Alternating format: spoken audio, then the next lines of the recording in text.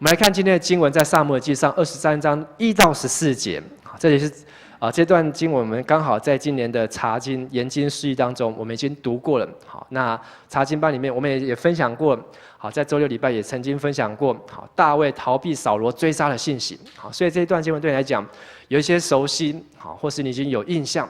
好，那这段经文就是发生在大卫逃避扫罗的时候，好，他躲到了这个得到基拉这个城这个地方。好，但是呢，扫罗要出来追杀他，所以他就向神求问。我们一起来读1到5节。有人告诉大卫说，非利士人攻击基拉，抢夺禾场，所以大卫求问耶和华说：“我去攻打那些非利士人，可以不可以？”耶和华对大卫说：“你可以去攻打非利士人，拯救基拉。”跟随大卫的人对他说：“我们在犹大地这里尚且惧怕，何况往基拉去攻打非利士人的军旅呢？”大卫又求问耶和华，耶和华回答说：“你起身下基拉去，我必将非利士人交在你手里。”大卫和跟从他们的人往基拉去，与非利士人打仗，大大杀败他们，又夺获他们的牲畜。这样，大卫救了基拉的居民。我们一起说基拉。基拉是一个城，这个城市居住的犹太人，但是他们离非利士非常近，因为非利士在那段期间一直来搅扰他们，所以前面在撒母耳记上，好就已经发生过大卫去击败歌利亚非利士人军队的这个故事。但是非利士人他们仍然没有忘记教训，他们仍然一直想要来侵犯犹太人的土地，而他们就来到了大卫逃避扫罗来到基拉，但是呢，他听到基拉受到外邦人非利士人的攻击，所以他做一件事情，我用红色圈起来。他做一件事情是什么事情？求问耶和华，就是祷告。他说：“神啊，这个城受到攻击，如果我去帮助这个城，可以不可以？”哇，你看大卫他的问题。他不是说神啊，帮助我去打赢这个战争，他是问可以不可以？我们说可以不可以？不晓得你跟神祷告有没有这样问过？神啊，我要去参加短宣，可以不可以？有时候我们都是直接说神啊，我要去报名，我要去做什么？我要做什么？请你帮助我。有时候我们没有像大卫这样子的这么样的谦卑。后来呢，大卫说，神马上回应他，神说你可以。他才问完说可以不可以，神就告诉他说 ：“OK， 你去救基拉。”所以大卫就告诉他的百姓说：“神说我们可以去，所以要不要去？”可是他们跟你们不一样，这些听到的人跟从大卫说：“拜托，我们住在犹大地这边都已经吓得要死，你还要往基拉那边去？到时候我们面对这群非利士人，不被打得落花流水才怪。”所以呢，这群人没有信心。大卫又再祷告一次，又第2次跟神祷告说：“神啊，我要带这群人去。”这群人说：“我们在这边怕他们非利士人怕得要死，到底我们这场战争会不会赢？”神马上又告诉他：“你起身就去吧，我要把非利士人交在你手里。”他说：“你不用训练了，不用等3个月，现在就给我去，现在就去打。”哇！所以大卫就告诉他的跟随他的人说：“神说我们现在就要去，而且神要把这些非利士人交在我们手中，就去了。”后来有没有赢？有，不但赢，而且是大大的杀败他们，把这群非利士人打得落花流水，而且还把非利士人牲畜抢回来。这已经不知道是非利士人被第几次被打败。所以呢，他就救了基拉居民。想说祷告有没有用？有用。但是呢，事情并没有结束。祭司亚希米勒他的儿子叫亚比亚他，我们说亚比亚他也被扫罗追杀啊，因为扫罗呢他自己献祭啊，他自己献祭，而且他知道祭司亚比米勒是挺大卫的，他是挺绿的，不是挺蓝的，所以呢我就要去追杀他。好，所以呢亚比亚他就逃去基拉去找大卫。可是呢，去的时候他带着一个非常重要的宝物，叫做什么德？好，大声的说什么德？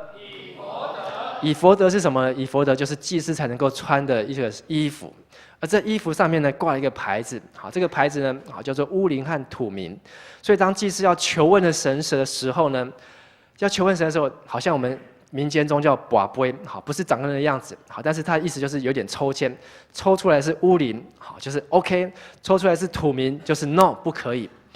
哇，所以亚比亚他带着以弗得这个宝贝就来投靠大卫，然后呢，讯息就传到扫罗，啊，说大卫跑到了基拉，而且他还在那边打赢了非利士人。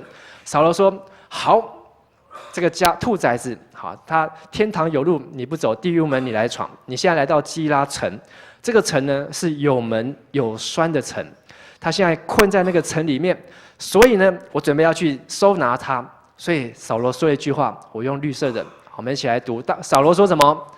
这是神将他交在我手里了。你觉得是不是？是不是？但是扫罗他觉得是哦。他一听到这个讯息，他认为神听他的祷告，神把大卫好这个想要窃夺王位的人好关在基拉城，这是我刚好可以去收服他的时候。所以呢，扫罗认为机不可失，这是上帝的旨意，上帝的安排，所以召集众民就去攻打，围困整个基拉城，包括大卫，还有基拉城，还有这些跟随大卫的人。大卫在里面知道好扫罗设计谋要害他。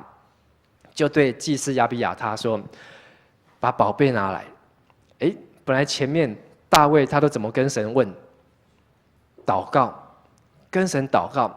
但是呢，故事发展到这边，大卫他有了以弗得，他有了祭司的帮助，所以呢，他寻求。所以我们再继续往下看，大卫怎么祷告呢？他说：“耶和华以色列神啊，你仆人听了扫罗要往基拉来。”为我的缘故灭城，基拉人将我交在扫罗手里，不交，我到底会不会被基拉的人出卖？扫罗照你仆人所听的话下来不下来？扫罗他到底会不会真的跑来这边，好来攻打我们，追杀我们？他就问2个问题：求你指示仆人。耶和华抽出来之后，告诉他，扫罗会来。好，神回答他后面那个问题。扫罗他一定会来基拉。大卫又问：那这群基拉的人，我救了他们，不要忘记，好，不久前我才救他们脱离非利士人的手，他们到底会不会挺我？会不会？你们怎么知道？啊，因为你已经看到经文。问完之后，神告诉他说：他们会出卖你，他们会出卖你，会给你交给扫罗王。所以呢，大卫一听完上帝的启示之后，他就说：好，我们走吧。好，这个地方不是我们可以待的地方，就带着600个人跟随他的人，就离开了基拉，就往他们能够去的地方就去了。所以后来有人告诉扫罗说，大卫离开基拉逃跑了，扫罗就不出来了。请问扫罗有没有来到基拉城？没有，可是神说会来耶。请问基拉城的人有没有把大卫交出来？更没有，但是神说他们会把你交出来。到底上帝说的准不准？准。为什么扫罗没有来呢？因为大卫他已经绕跑了，扫罗他来这边也没有用。所以有时候我们的祷告，上帝已经告诉我们，但是当我们祷告，并且听见上帝的指示，听见上帝所给我们的智慧，是能够改变现实的环境，改变一些命中注定的事情。可能有算命先，有面相的、手相的、星座专家、血型专家、9种人格类型专家，跟你说，你就是这款人，你就是这样子。好，你今天的运势怎么样？好，你明年的桃花怎么样？好，你明年考试的学运怎么样？可能命中注定是这样。你可以求，你可以问，你可以透过这种民间宗教的力量去寻找答案，但是比不上一个祷告的人。他跟神祷告之后，上帝所给他的答案清清楚楚，让他可以避开即将要发生的事情。所以祷告就是生活的预防针。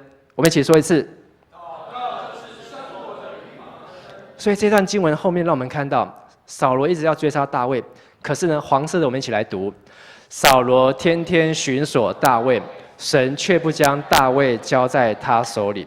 所以这张图呢，我们曾经也看过，就是大卫他的绕跑的路线图。基拉呢就在这个地方，好，这已经是他的第9站。好，他从一开始拉玛这边好离开宫殿，然后好，然后跑出来，再跑回去，再跑来跑去，最后绕来绕去，绕来绕去，从这个撒母耳记上的19章跑到27章，跑了好几年的时间，跑得已经不成人形，已经没有真的房子，没有家。这几年当中，没有住的地方，好，没有睡觉的地方，每天都要逃命。只要这风声一走漏的时候，好，他们不是躲在山洞，就是躲在海，就是躲在湖边，就是躲在旷野里面。大卫过这样的生活，但是呢，他的祷告帮助他，让他可以避开他所面临的灾难和危险。有很多的专家，好，很多的不管是住在美国的也好，国外的也好，住在埔里的也好，好，有人说2012年好是末日，好，然后有什么玛雅文明，他们就近预言，好，明年好是一个非常凄惨的一年。如果你很关心股市，很关心股票，有很多的专家好在预测好明年好的这个世界的经济景气是怎么样，你会听到很多的声音。如果你听到这么多的声音，这些事情有可能会发生，但是你可以做什么事情？大声一点，你可以做什么事情？祷告。你可以做的事情就是祷告。我们可以做的事情就是祷告。当我们祷告，我们就有预防针，我们就有预防的作用，你就可以预先避开。可能原来计划把一笔钱拿去投资，但是你先跟神祷告，神给你很清楚的指示，这笔钱你要用来帮助某某人，你要用来帮助某个事工上面，上帝会让你能够避开这些风险和风浪。相信的就说阿们。当我们祷告，上帝他可以带给我们生活当中避开许多的试探、许多的引诱，包括许多的失败和危险。所以，祷告是什么呢？祷告它并不是一种工具。跟你旁边说，祷告不是一种工具。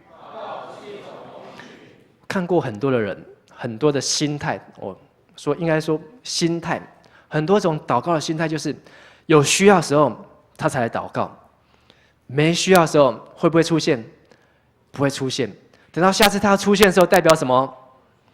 他又遇到问题了，又 trouble， 又麻烦。把祷告当成工具，把祷告当成是一种可以贯彻己意。我想要这样子啊，所以我才来祷告。我没有想要这样子的时候，我就不需要祷告。你觉得这样算不算祷告？圣经好，按照圣经来看，不能说不算是祷告，但是这不是一个祷告的人应该有的态度。再次跟你另外一个人说，旁边另外一个人说，祷告不是工具。那到底祷告是什么呢？约翰诺克斯讲了一句话：祷告是与神亲密的交通。一起说一次。祷告是与神亲密的交通。谁跟你最亲密？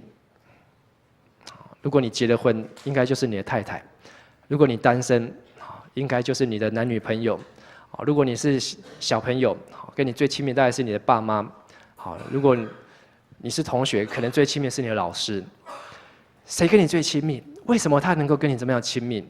是因为花时间建立关系。祷告需要花时间，是要跟神建立关系。约翰诺克斯他是一个祷告的人，知道谁是约翰诺克斯吗？不知道。约翰诺克斯是我们长老教会的老祖宗，好，所以请你把他的名字念一次，念3次，约翰诺克斯，约翰诺克斯，约翰诺克斯。好，如果你是长老会的信徒，你不认识这个人，那你今天要好好认识他。英文叫做 John Knox， 好，来说3次 ，John Knox，John Knox，John Knox。他是苏格兰人，1515年出生，1515年出生。他是一个祷告人，他最有名的祷告就是他对抗那时候苏格兰还没有独立出来，好，是在这个英国女王好的这个统治之下。他对他上那个女王其实是王后，叫做玛丽。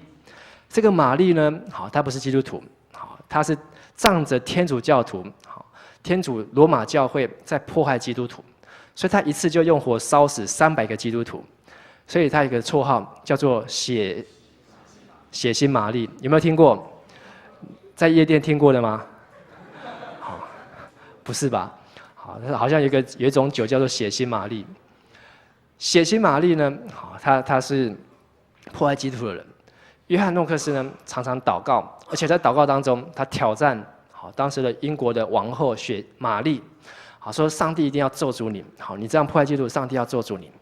血腥玛丽呢，玛丽王后很怕诺克斯，她说我不怕欧洲的军队，这个法国啊，这一群日耳曼人他们的军队，怎么来我不怕，但是我很怕一个人，那个人叫做 John Knox， 因为他是一个祷告的人，他很怕他，所以呢，他虽然破坏基督徒，可是呢，他就是不敢找他。约翰诺克斯都跑去这个王宫里面，指着他的鼻子这样跟他对呛。好，今天谁敢这样？好，今天没有人会这样子做。但是约翰诺克斯，他是约翰加尔文的学生，他把约翰加尔文的这个改革中的神学带进了苏格兰，然后正式成立了长老代议制度，长老教会的起源。从约翰诺克斯，在他的住家有一个花园，不过呢，我2009年去他住家的时候呢，已经没有看到那个花园，因为已经都改成街道。在他住家的花园里面呢，他有一个花园里面，他特别一个地方，可能就是在某种像这种圣诞树啊什么树的后面，他喜欢在里面祷告，而且他在里面祷告呢，他会跟他朋友一起祷告，他会找一些祷告人一起在里面祷告。有一次呢，他在里面祷告，跟他朋友祷告，他就跟他朋友说：“我感觉有什么重大的事情要发生，而且神告诉我们的祷告，上帝要成就，上帝要应允。可是他不知道什么事情要发生，所以那一天整天晚上，他祷告完了，他很兴奋，而且他睡不着觉。结果隔天天一亮，报纸一送来，发生什么事情？血腥玛丽挂了，血腥玛丽死了。哇！他知道他们的祷告，上帝垂听了。所以血腥玛丽有可能是被约翰加尔文，不是约翰诺克斯咒诅死的。好，但是也有可能血腥玛丽是他自己惧怕、恐惧而死的。他就是血腥玛丽。有没有看过玛丽王后？所以祷告对我们来讲很重要，祷告可以带出能力，祷告就是与神亲密的交通。你看到约翰诺克斯，他怎么样花时间在花丛里，在树林间？好，他不是在那边看花长得漂不漂亮啊，不是在那边看哪一朵花枯死了，而是在跟神祷告。同样，你也要找到你生活当中可以与神相亲相通、与神亲密的时候、地点、时刻，建立跟神亲密的关系，你的生活就有能力，你的祷告就会有信心。所以再次跟你旁边说，祷告是与神亲密的交通，祷告不是工具。所以牧师期待，不管你过得顺利不顺利，你都来祷告，你都跟着祷告，而比较不期待你是有事情的时候，走投无路的时候啊，哭丧着脸跑来说我要祷告，我要祷告。好，到那个时候其实是已经失去了很多机会。我们有3点，我们今天信息很短，好，希望可以早点结束。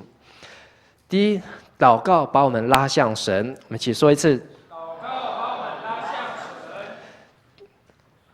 有的人祷告是要把神拉过来，好，很有名的就是这个林肯总统作战的时候，他说他听到林肯将军，好，敌军打来了，好，但是呢，你赶快祷告，好，你祷告上帝让我们得胜，好。但是呢，林肯他说，我不是祷告，好，上帝要站在我们这一边，我的祷告是我们要站在上帝的这一边，我们要被神拉过去，我们要被神吸引。哎，不动了，帮我按一下。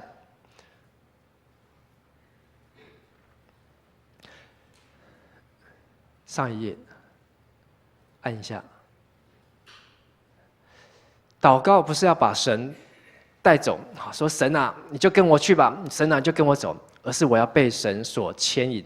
耶利米书15章19节到21节，耶和华如此说：你若归回，我就将你再带来，使你站在我面前。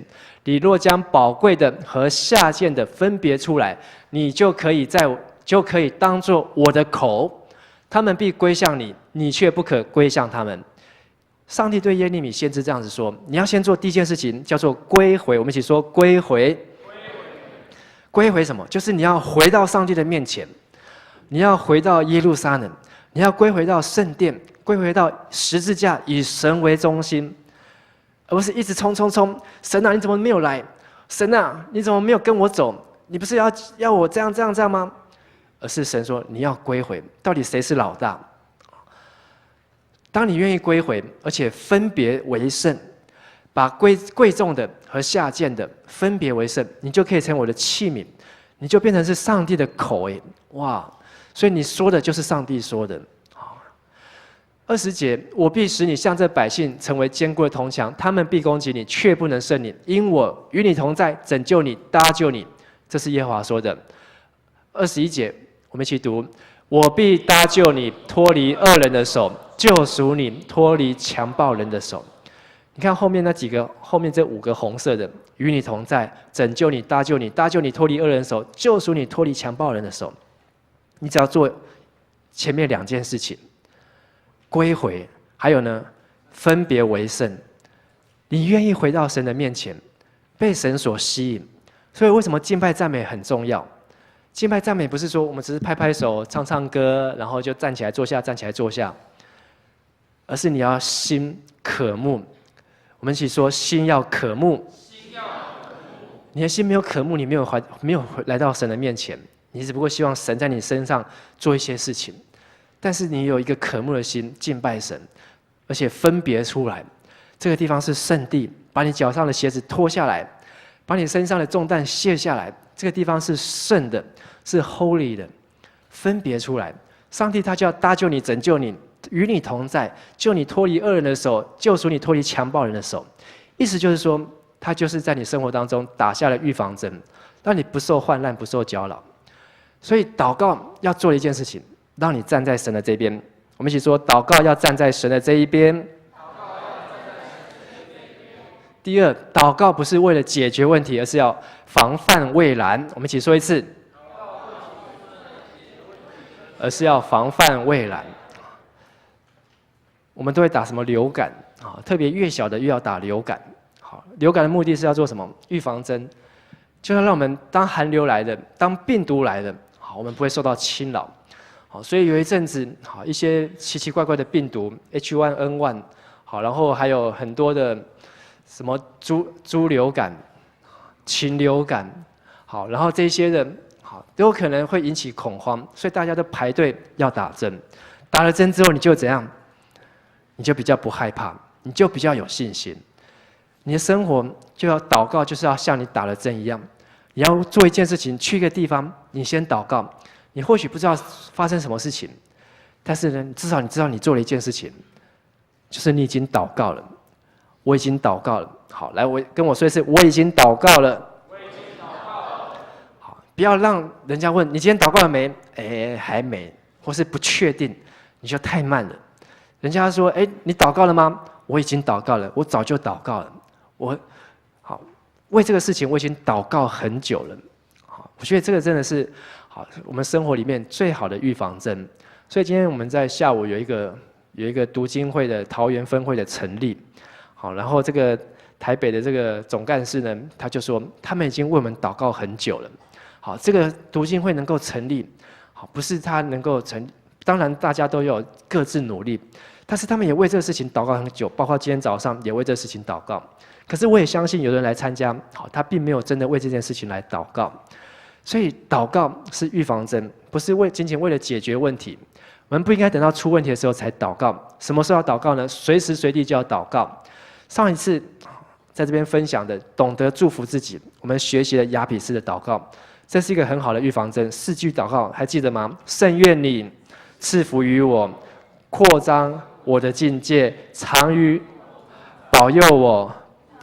不遭患难，不受艰难。好，再复习一次。第一个是圣愿你赐福于我，扩张常于保佑我。这个是很重要的预防针。如果你背不起来，好，请你把2个礼拜前的周报拿出来，好好的看，好好的背，因为这就是你在生活当中无形的力量，无形的帮助。雅比斯他不知道他会发生什么事情，他的生活或许很苦难，但是他只祷告4件事情，不断祷告，祷告，祷告，他起来求告。还记得求告是什么？求告就是一个真诚、诚恳，好，来到神的面前，是一个恳切的祈求，求上帝的祝福。同样，我们常常在用的主祷文，也是一个很好的预防针。我们在天上的父，愿都尊你名，圣不愿你的国降临，愿旨意行在地上，如同行在天上。我们60今日是个不知道，好，我们今天也是赐给我们，好，赦免我们在，如同我们免了在，不叫我们见识到，拯救我们脱离凶恶，因为国度、权柄、荣耀，其实全是你的，直到永远。好，有时候要背的时候也会咬到舌头，可是你背这么快有用吗？有没有用？其实一点用处都没有，自己爽而已。好，背主祷文最重要，你要把里面的意思要祷告出来。好，我们在天上的父，愿人都尊你的名为圣，愿你的国降临，愿你的旨意，我们日用的饮食，免我们的债，不叫我们拯救我们，因为权柄、权势，直到。祷告的时候，你要去想你在祷告什么，你的心要去感受你要祷告什么，不是只有照念。照念你念那么快，一点用处都没有。好，雅比斯的祷告、主祷文的祷告，是我们生活里面的预防针，是一个开始，是一个基础。但是我不鼓励你只用这2样的祷告，而是你可以更多。但是如果一个你不知道怎么祷告的人，你可以从这2个祷告开始，让你在生活当中不受患难、不受艰难、不进入试探、不受引诱，免你的债，不遇见试探，拯救你脱离凶恶。祷告是要帮助你预防这些可能会发生的危险。第3，祷告来决定什么呢？下一步，你的下一步，你的明天，你祷告了吗？我们一开始一直在说，今年已经进入了教会历的2012年，为了明年你祷告了吗？你准备了吗？今天早上我们有青年事工的筹备会，我们所有的同工20几个人，大家在那边花了将近3个小时，在那边来检讨，同时也在那边来分享，同时在那边来最后结束的时候，我们也一起祷告，已经开始在预备。我相信这样的事情就是一个交托，你的信心就会开始起来。你就会开始起来，但是你都不祷告，然后就这样进入2012年。然后我们今年要做什么？还没有想，还不知道。好，然后你要做什么样的事工，做什么样的服事，好都没有计划，你就根本就没有一个祷告的目标。所以对你自己来讲，你的学习，好，你要准备升学，你要准备升官，你要准备做任何的事情。现在就要开始起来祷告，跟你旁边说，现在就要起来祷告。没有求问神就行动，就算你有做了万全的准备，但是呢，只要跟神的旨意不合，任何事情终究会失败。我们来念一次。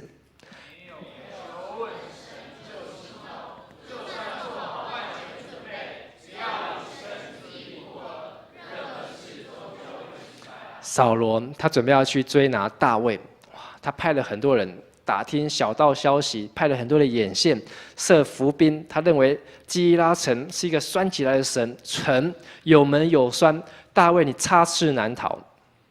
但是他没有祷告，他只一厢情愿的认为神帮助他，这是神给他的机会，没有向神祷告，所以神不把大卫交在他手里，不管他怎么追。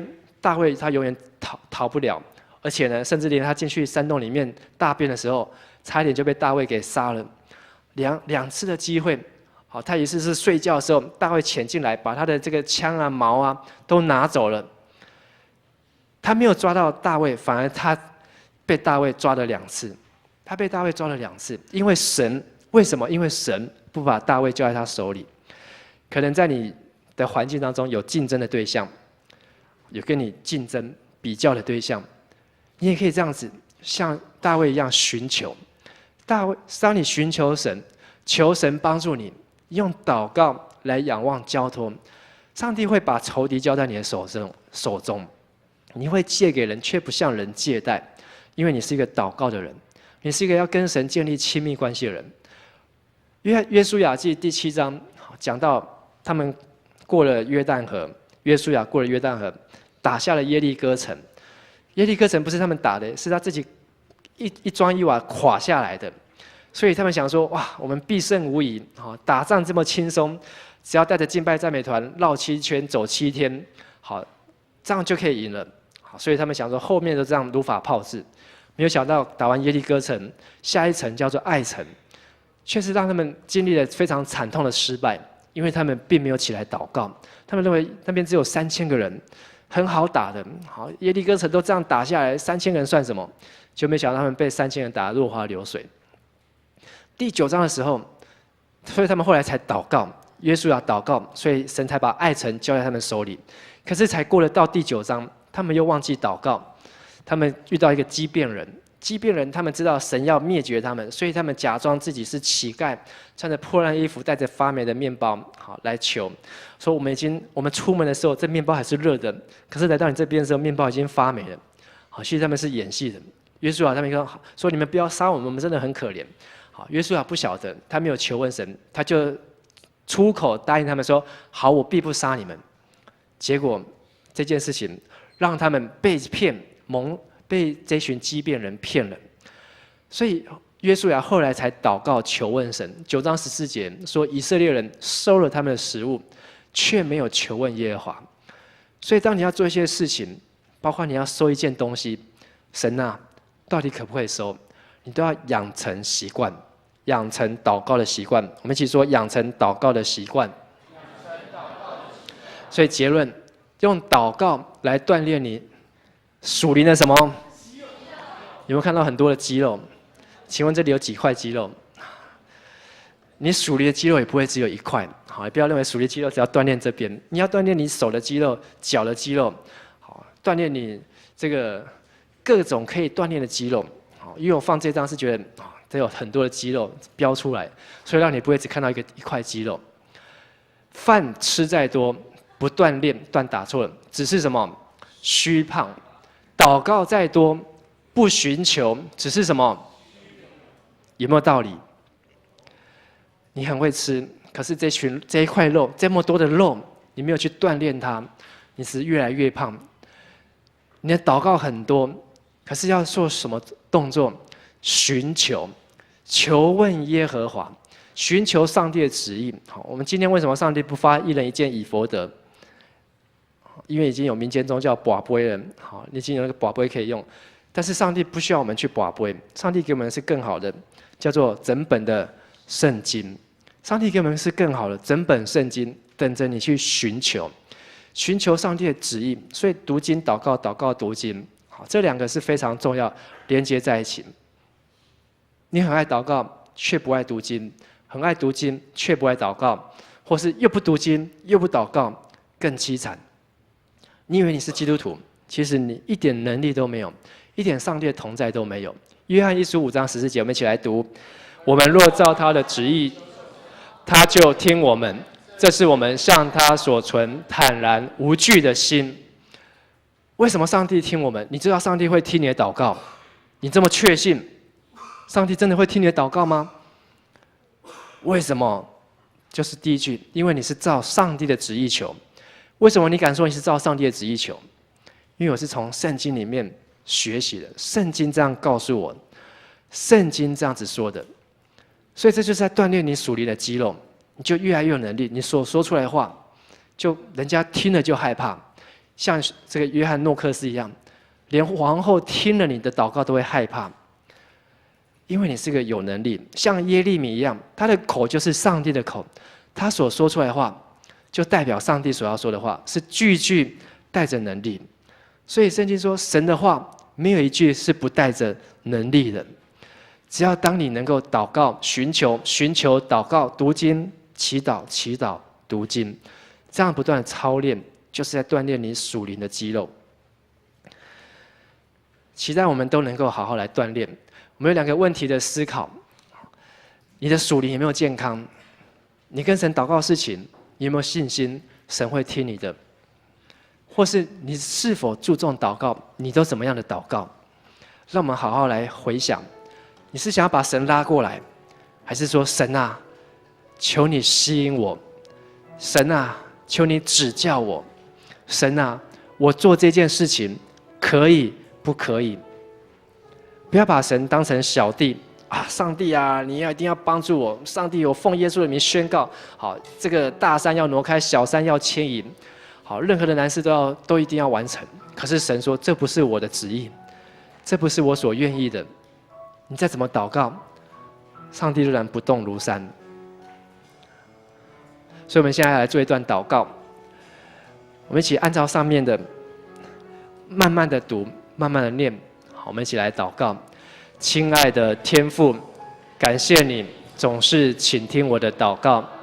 我相信我人生中遇到的任何试炼与苦难，都能借由与你相通的